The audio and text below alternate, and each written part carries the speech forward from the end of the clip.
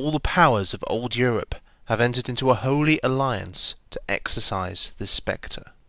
Pope and Tsar, Metternich and Guizot, French radicals and German police spies. Where is the party in opposition that has not been decried as communistic by its opponents in power? Where is the opposition that has not hurled back the branding reproach of communism against the more advanced opposition parties, as well as against its reactionary adversaries? Two things result from this fact. First, communism is already acknowledged by all European powers to be itself a power. Second, it is high time that communists should openly, in the face of the whole world, publish their views, their aims, their tendencies, and meet this nursery tale of the spectre of communism with a manifesto of the party itself. To this end, communists of various nationalities have assembled in London and sketched the following manifesto, to be published in the English, French, German, Italian, Flemish, and Danish languages. Section 1. Bourgeois and Proletarians. The history of all hitherto existing societies is the history of class struggles. Freeman and slave, patrician and plebeian, lord and serf, guildmaster and journeyman. In a word, oppressor and oppressed, stood in constant opposition to one another, carried on an uninterrupted, now hidden, now open fight. A fight that each time ended either in the revolutionary reconstitution of society at large, or in the common ruin of the contending classes. In the earlier epochs of history, we find almost everywhere a complicated arrangement of society into various orders, a manifold gradation of social rank. In ancient Rome, we have patricians, knights, plebeians, slaves. In the Middle Ages, feudal lords, vassals, guildmasters, journeymen, apprentices, serfs. In almost all of these classes, again, subordinate gradations. The modern bourgeois society that has sprouted from the ruins of feudal society has not done away with class antagonisms. It has but established new classes, new conditions of oppression, new forms of struggle in place of the old ones. Our epoch, the epoch of the bourgeoisie, possesses, however, this distinctive feature. It has simplified the class antagonisms. Society, as a whole, is more and more splitting up into two great hostile camps, into two great classes directly facing each other, bourgeoisie and proletariat. From the serfs of the Middle Ages sprang the chartered burghers of the earliest towns. From these burgesses, the first elements of the bourgeoisie were developed. The discovery of America, the rounding of the Cape, opened up fresh ground for the rising bourgeoisie. The East Indian and Chinese markets, the colonization of America, trade with the colonies, the increase in the means of exchange, and in commodities generally, gave to commerce, to navigation, to industry, an impulse never before known, and, thereby, to the revolutionary element in the tottering feudal society, a rapid development. The feudal system of industry, under which industrial production was monopolized by closed guilds, now no longer sufficed for the growing wants of the new markets. The manufacturing system took its place.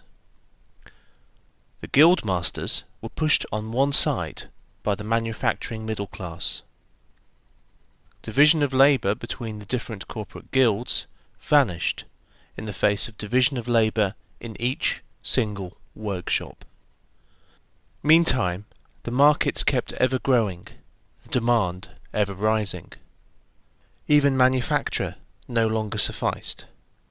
Thereupon, steam and machinery revolutionized industrial production. The place of manufacture was taken by the giant modern industry. the place of the industrial middle class by industrial millionaires, the leaders of the whole industrial armies, the modern bourgeois. Modern industry has established the world market, for which the discovery of America paved the way. This market has given an immense development to commerce, to navigation, to communication by land. This development has, in its time, reacted on the extension of industry, and in proportion as industry, commerce, navigation, railways extended, in the same proportion the bourgeoisie developed, increased its capital, and pushed into the background every class handed down from the Middle Ages. We see, therefore, how the modern bourgeois is itself the product of a long course of development, of a series of revolutions in the modes of production and of exchange. Each step in the development of the bourgeoisie was accompanied by a corresponding political advance of that class. An oppressed class under the sway of the feudal nobility, an armed and self-governing association in the medieval commune, here independent urban republic, as in Italy and Germany, there taxable third estate of the monarchy, as in France. Afterwards, in the period of manufacture proper, serving either the semi-feudal or the absolute monarchy as a counterpoise against the nobility, and, in fact, cornerstone of the great monarchies in general. The bourgeoisie has, at last, since the establishment of modern industry and of the world market, conquered for itself, in the modern representative state, exclusive political sway. The executive of the modern state is but a committee for managing the common affairs of the whole bourgeoisie. The bourgeoisie historically has played a most revolutionary part. The bourgeoisie, wherever it has got the upper hand, has put an end to all feudal, patriarchal, idyllic relations. It has pitilessly torn asunder the motley feudal ties that bound men to his natural superiors, and has left remaining no other nexus between man and man than naked self-interest, than callous cash payment.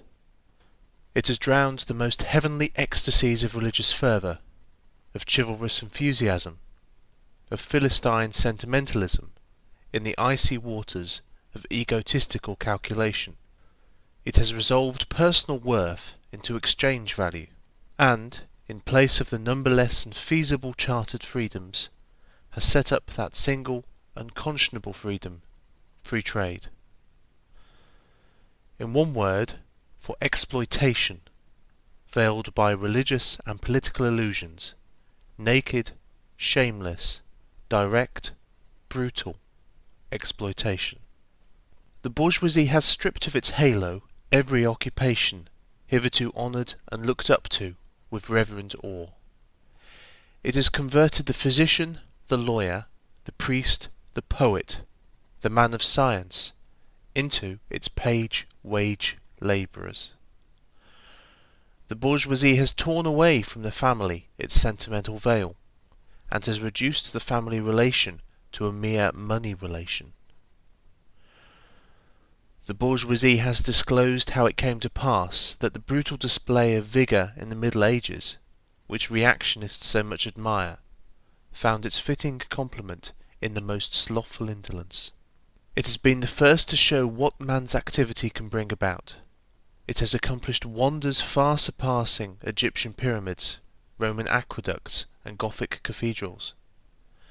It has conducted expeditions that put in the shade all former exoduses of nations and crusades. The bourgeoisie cannot exist without constantly revolutionizing the instruments of production, and thereby the relations of production, and with them the whole relations of society. Conservation of the old modes of production in unaltered form was, on the contrary, the first condition of existence for all earlier industrial classes.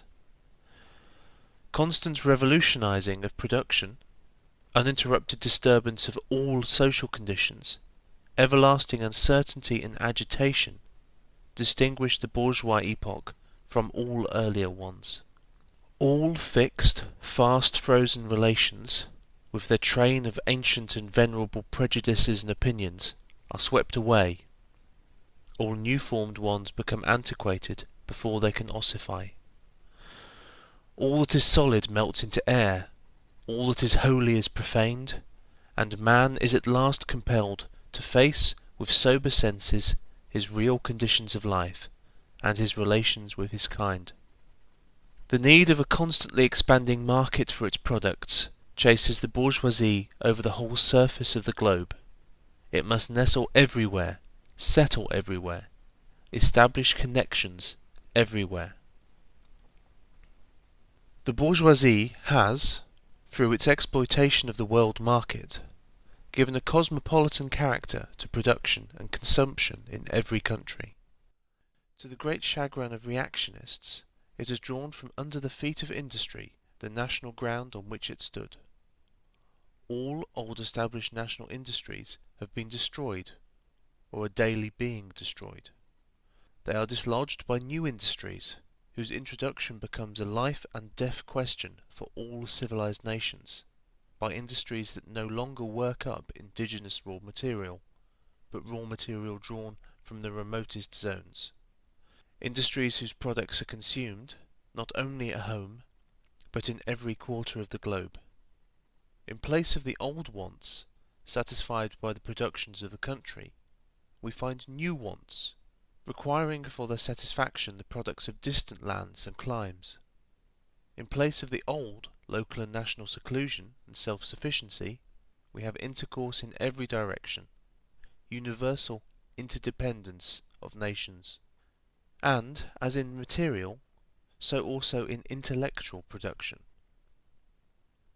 The intellectual creations of individual nations become common property. National one-sidedness and narrow-mindedness become more and more impossible, and from the numerous national and local literatures there arises a world literature. The bourgeoisie, by the rapid improvement of all instruments of production, by the immensely facilitated means of communication, draws all, even the most barbarian, nations into civilization. The cheap prices of its commodities are the heavy artillery with which it batters down all Chinese walls, with which it forces the barbarians' intensely obstinate hatred of foreigners to capitulate. It compels all nations, on pain of extinction, to adopt the bourgeois mode of production. It compels them to introduce what it calls civilization into their midst, i.e., to become bourgeois themselves. In one word, it creates a world after its own image. The bourgeoisie has subjected the country to the rule of the towns. It has created enormous cities, has greatly increased the urban population as compared with the rural, and has thus rescued a considerable part of the population from the idiocy of rural life. Just as it has made the country dependent on the towns, so it has made barbarian and semi-barbarian countries dependent on the civilized ones. Nations of peasants on nations of bourgeois, the East on the West. The bourgeois keeps more and more doing away with the scattered state of the population, of the means of production, and of property. It has agglomerated production, and has concentrated property in a few hands. The necessary consequence of this was political centralization. Independent, or but loosely connected provinces, with separate interests, laws, governments, and systems of taxation, became lumped together into one nation with one government, one code of laws, one national class interest, one frontier, and one customs tariff. The bourgeoisie, during its rule of scarce 100 years, has created more massive and more colossal productive forces than have all preceding generations together. Subjection of nature's forces to man, machinery, application of chemistry to industry and agriculture, steam navigation, railways, electric telegraphs, clearing of whole continents for cultivation, canalisation of rivers, whole populations conjured out of the ground. What earlier century had even a presentiment that such productive forces slumbered in the lap of social labour? We see then the means of production and of exchange, on whose foundation the bourgeoisie built itself up, were generated in feudal society. At a certain stage in the development of these means of production and of exchange, the conditions under which feudal society produced and exchanged, the feudal organisation of agriculture and manufacturing industry, in one word, the feudal relations of property, became no longer compatible with the already developed productive forces. They became so many fetters. They had to be burst asunder. They were burst asunder. Into their place stepped free competition, accompanied by a social and political constitution adapted to it, and by the economical and political sway of the bourgeois class. A similar movement is going on before our own eyes. Modern bourgeois society, with its relations of production, of exchange, and of property, a society that has conjured up such gigantic means of production and of exchange, is like the sorcerer who is no longer able to control the powers of the netherworld whom he has called up by his spells. For many a decade past, the history of industry and commerce is but the history of the revolt of modern productive forces against modern conditions of production, against the property relations that are the conditions for the existence of the bourgeoisie and of its rule. It is enough to mention the commercial crises that, by their periodical return, put on its trial, each time more threateningly, the existence of the entire bourgeois society. In these crises, a great part, not only of the existing products, but also of the previously creative productive forces, are periodically destroyed. In these crises, there breaks out an epidemic that, in all earlier epochs, would have seemed an absurdity, the epidemic of overproduction. Society suddenly finds itself put back into a state of momentary barbarism.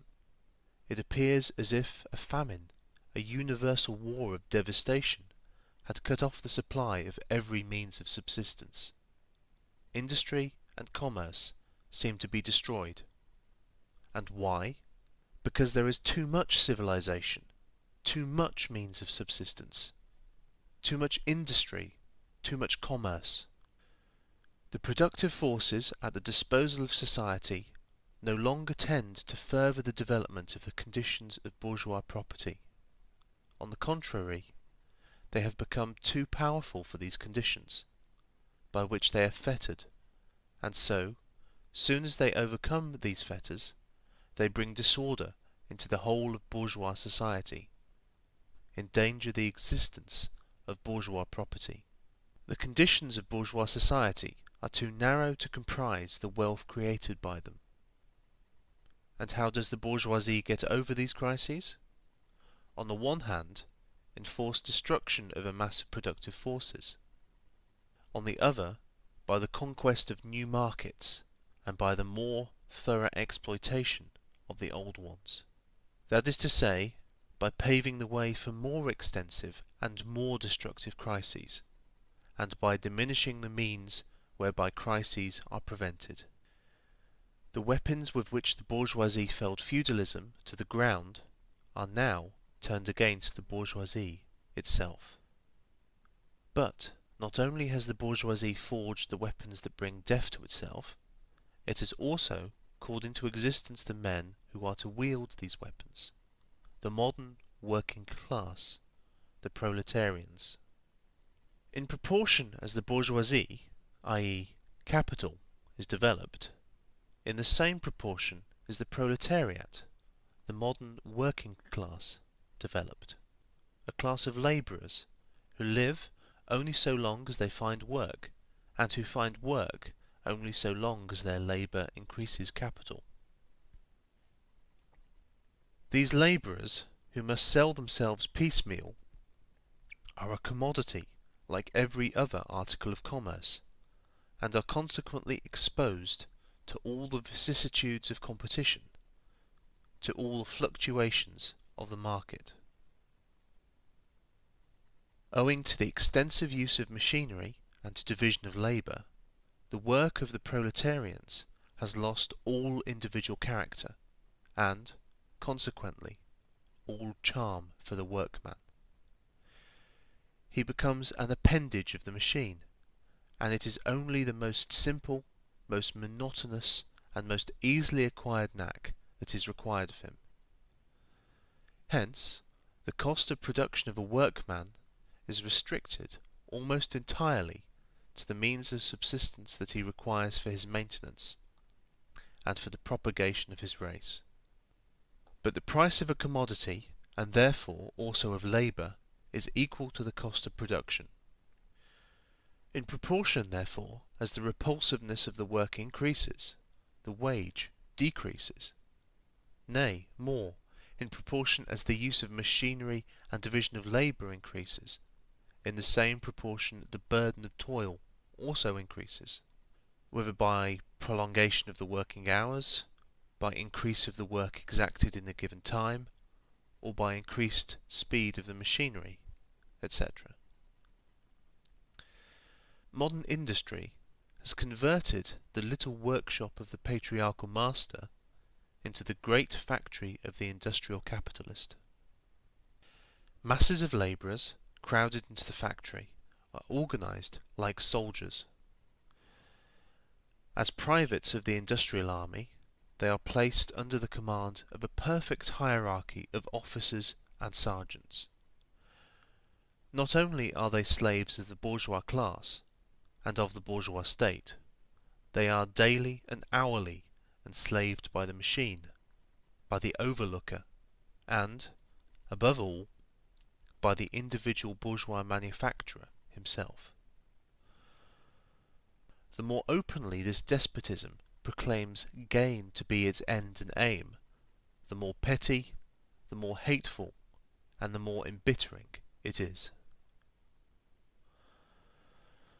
The less the skill and exertion of strength implied in manual labour, in other words, the more modern industry becomes developed, the more is the labour of men superseded by that of women.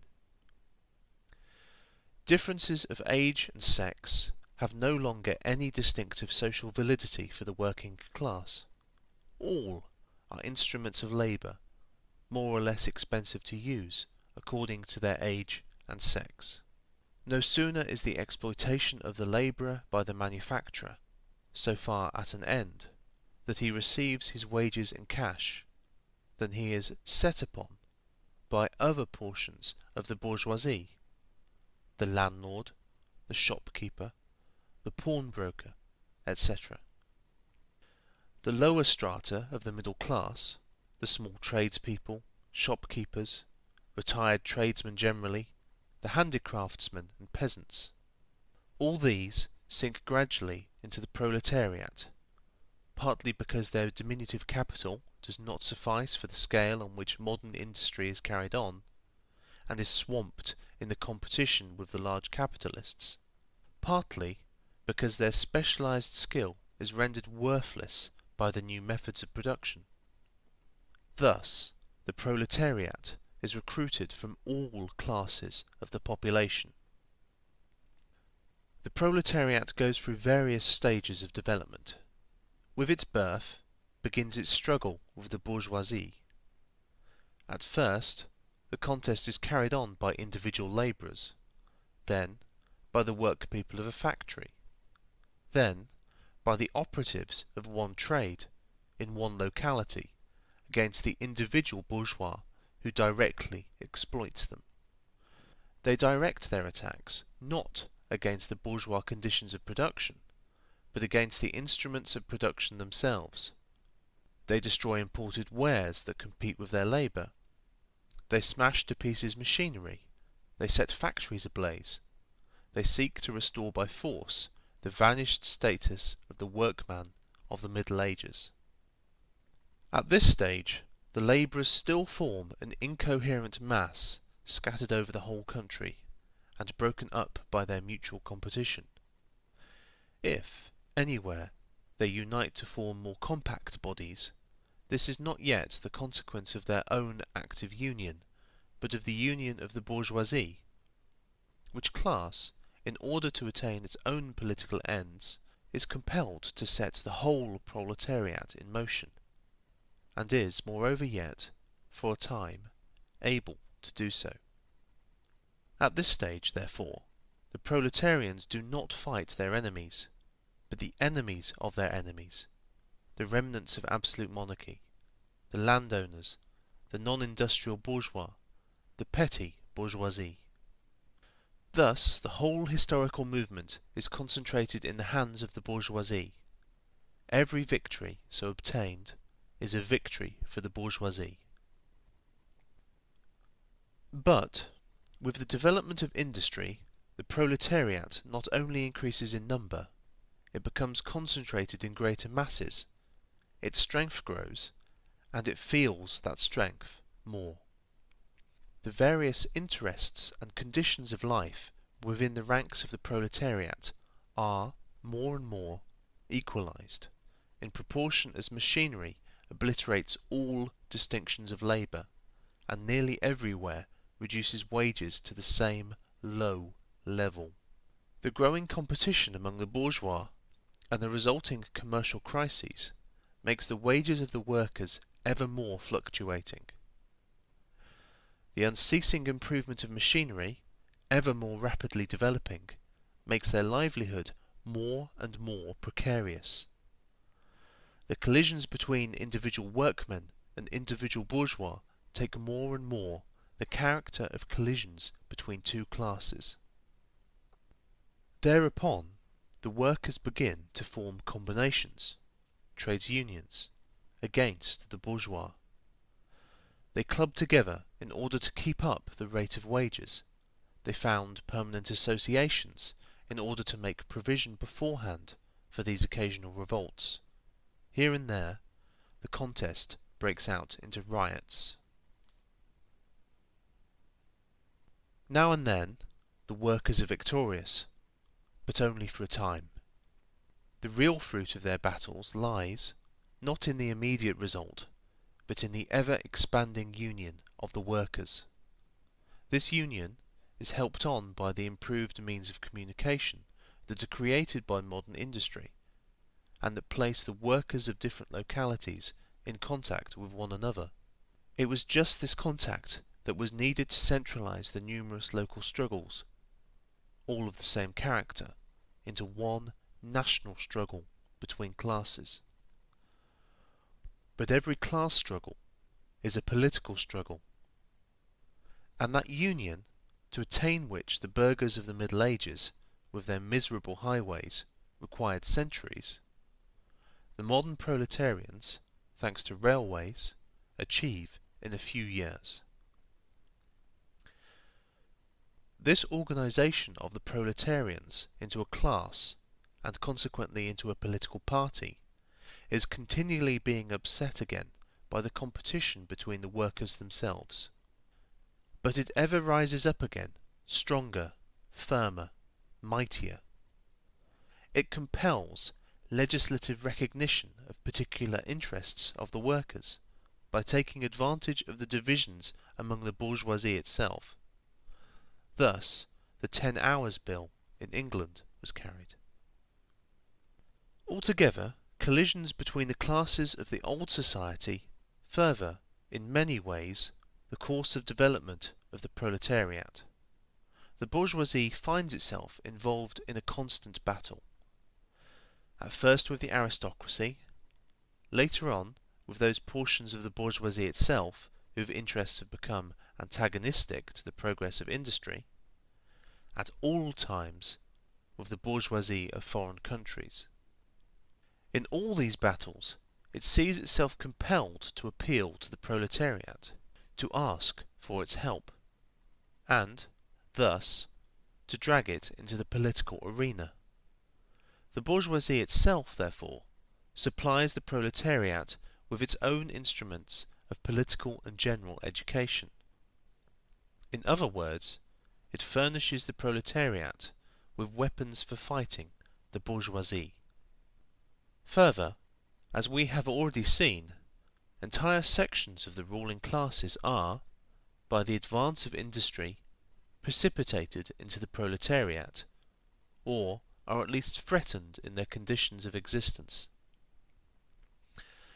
These also supply the proletariat with fresh elements of enlightenment and progress. Finally, in times when the class struggle nears the decisive hour, the process of dissolution going on within the ruling class, in fact within the whole range of society, assumes such a violent glaring character that a small section of the ruling class cuts itself adrift and joins the revolutionary class, the class that holds the future in its hands. Just as, therefore, at an earlier period, a section of the nobility went over to the bourgeoisie, so now a portion of the bourgeoisie goes over to the proletariat. And, in particular, a portion of the bourgeois ideologists, who have raised themselves to the level of comprehending theoretically the historical movement as a whole. Of all the classes that stand face to face with the bourgeoisie today, the proletariat alone is a really revolutionary class. The other classes decay and finally disappear in the face of modern industry. The proletariat is its special and essential product. The lower middle class, the small manufacturer, the shopkeeper, the artisan, the peasant, all these fight against the bourgeoisie to save from extinction their existence as fractions of the middle class. They are therefore not revolutionary, but conservative. Nay more, they are reactionary, for they try to roll back the wheel of history. If by chance they are revolutionary, they are so only in view of their impending transfer into the proletariat. They thus defend not their present, but their future interests. They desert their own standpoint to place themselves at that of the proletariat. The dangerous class, the social scum, that passively rotting mass thrown off by the lowest layers of old society, may, here and there, be swept into the movement by a proletarian revolution. Its conditions of life, however, prepare it far more for the part of a bribed tool of reactionary intrigue. In the conditions of the proletariat, those of old society at large are already virtually swamped. The proletarian is without property. His relation to his wife and children has no longer anything in common with the bourgeois family relations. Modern industrial labour, modern subjection to capital, the same in England as in France, in America as in Germany, has stripped him of every trace of national character. Law, morality, religion are, to him, so many bourgeois prejudices, behind which lurk in ambush just as many bourgeois interests. All the preceding classes that got the upper hand sought to fortify their already acquired status by subjecting society at large to their conditions of appropriation. The proletarians cannot become masters of the productive forces of society, except by abolishing their own previous mode of appropriation, and thereby also every other previous mode of appropriation. They have nothing of their own to secure and to fortify. Their mission is to destroy all previous securities for, and insurances of, individual property. All previous historical movements were movements of minorities, or in the interests of minorities. The proletarian movement is the self-conscious, independent movement of the immense majority, in the interests of the immense majority. The proletariat, the lowest stratum of our present society, cannot stir, cannot raise itself up, without the whole superincumbent strata of official society being sprung into the air. Though not in substance, yet in form, the struggle of the proletariat with the bourgeoisie is at first a national struggle. The proletariat of each country must, of course, first of all settle matters with its own bourgeoisie. In depicting the most general phases of the development of the proletariat, we traced the more or less veiled civil war raging within existing society, up to the point where that war breaks out into open revolution, and where the violent overthrow of the bourgeoisie lays the foundation for the sway of the proletariat. Hitherto, every form of society has been based, as we have already seen, on the antagonism of oppressing and oppressed classes. But in order to oppress a class, certain conditions must be assured to it under which it can, at least, continue its slavish existence. The serf, in the period of serfdom, raised himself to membership in the commune, just as the petty bourgeois, under the yoke of feudal absolutism, managed to develop into a bourgeois. The modern labourer, on the contrary, instead of rising with the progress of industry, sinks deeper and deeper below the conditions of existence of his own class. He becomes a pauper, and pauperism develops more rapidly than population and wealth. And here it becomes evident that the bourgeoisie is unfit any longer to be the ruling class in society, and to impose its conditions of existence upon society as an overriding law. It is unfit to rule because it is incompetent to assure an existence to its slave within his slavery, because it cannot help letting him sink into such a state that it has to feed him instead of being fed by him. Society can no longer live under this bourgeoisie. In other words, its existence is no longer compatible with society. The essential condition for the existence and for the sway of the bourgeois class is the formation and augmentation of capital. The condition for capital is wage labour. Wage labour rests exclusively on competition between the labourers. The advance of industry, whose involuntary promoter is the bourgeoisie, replaces the isolation of the labourers due to competition by their revolutionary combination due to association. The development of modern industry, therefore, cuts from under its feet the very foundation on which the bourgeoisie produces and appropriates products. What the bourgeoisie, therefore, produces, above all, is its own gravediggers. Its fall and the victory of the proletariat are equally inevitable. The end of Section 1 of the Manifesto of the Communist Party.